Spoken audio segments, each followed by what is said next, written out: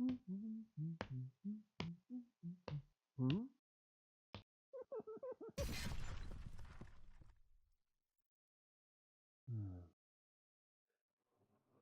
started playing Warhammer 40K back in 2001, 2002.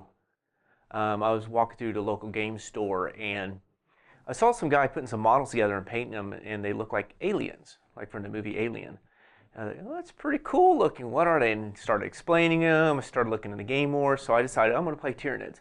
So I played Tyranids, and I moved to Japan for a while, so I didn't play during that time. And I came back, and I played for a few more years. And here's some of the books I've got. So I'm going to show them down here. So I've got this one. Now, I've never played this edition of the game. I do have this codex of the old Tyranids. Those Hive Tyrants are ugly, if you've seen the models. So there's that one. Now, I did play this edition and did pretty good with them. And I also played this edition, this codex. And overall, it seemed like my Tyranids were getting worse and worse as the editions game came along, so I decided I'm just going to get out. So I sold all my Tyranids except for one. Now I've got it here. This is the one Tyranid I kind of modded, because you can mod your Tyranids to how you want them to look, you know, what weapons and stuff like this. So I was going through Toys R Us one time and I saw some dragons they had, the McFarlane Dragons. And I'm like, wow. I think I can add that to my Tyranids, because the wings, wings were kind of expensive at the time. I don't know what they are now, but wings for Tyranids, like your Hive Tyrant and stuff, were pretty expensive.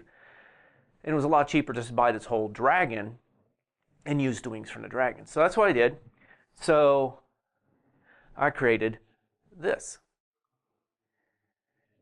And I used the wings, and I'll get a close-up look here in just a minute, but I used the wings from the McFarlane Dragon, part of the body, the base here, and then the rest of it is pretty much our Tyranids. So let's take a close-up look here.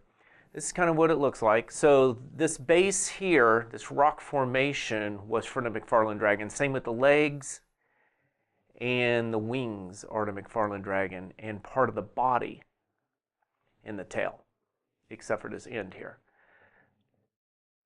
And this is what I used for my Flying Hive Tyrant.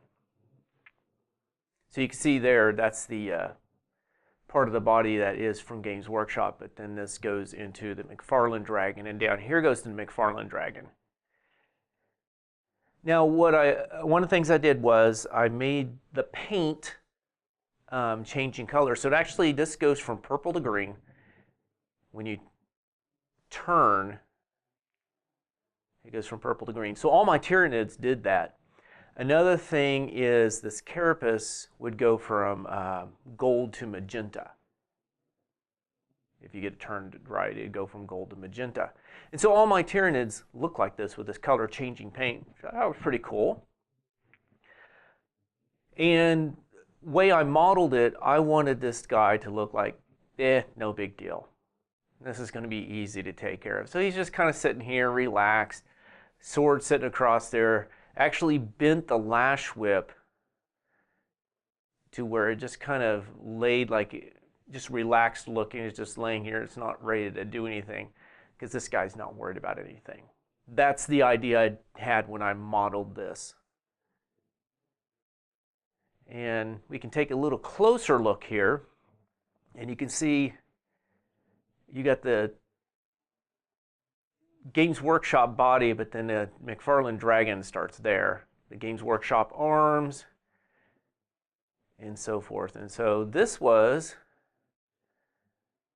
my Hive Tyrant I ran around with for quite a while. And again, this was the one model that, out of all of them, this is the only one I kept. This is one I really, really worked hard on. So if you can find the McFarlane Dragons, their bodies, some of them actually do work pretty well for using for your Tyranids like this one did.